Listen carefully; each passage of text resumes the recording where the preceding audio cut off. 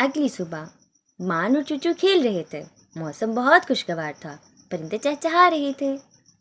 اتنے میں چوچو بھاگ رہا تھا. اچانک مان کی نظر ایک بوڑھی اماں پر پڑی جو آہستہ آہستہ بازار کی طرف جا رہی تھی. مان نے اماں سے پوچھا، اماں کہاں جا رہی ہیں آپ؟ اماں نے بولا، بیٹا میرے گھر میں کوئی نہیں ہوتا تو میں بازار جا رہی تھی کچھ سامان خریدنے کے لیے. مان کو اسی وقت جادوگر کی بات یاد آئی کہ ہمیں ہمیشہ دوسروں کی مدد کرنی چاہیے. جو دوسروں کی مدد کرتا ہے اللہ اس کی مدد کرتا ہے.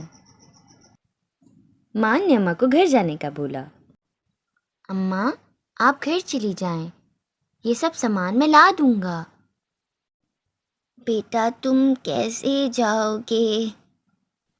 اماں آپ پریشان نہ ہوں، میں لا دوں گا. مان بازار گیا. غفور چچا نے بولا، ارے مان تم یہاں کیسے؟ مان نے انہیں سب کچھ بتایا اور بتایا گیا سامان لیا. غفور چچا یہ سب سن کر بہت خوش ہوئے. مان نے اماں کا سارا سامان لا دیا. یہ سب کچھ مان کی ماں اور بابا جان نے جب دیکھا وہ یہ سب کچھ دیکھ کے بہت حیران ہو گئے. جب انہوں نے مان سے پوچھا تو مان نے سب کچھ بتا دیا.